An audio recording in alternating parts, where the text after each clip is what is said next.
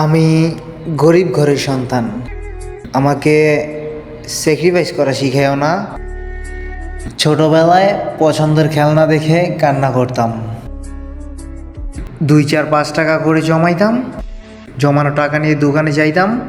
দোকানদার বলতো, আমি শুনতাম, বাজান খেলনা তো বেচা দিছি। একটু বড় হইলাম, তারপর তোমাকে ভালোবাসলাম। লোকজন কইল, টাকা না থাকলে ভালোবাসা জানলা দিয়ে পালায়।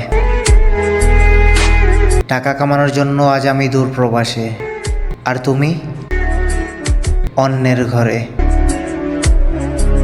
জীবনে কি পাইলাম?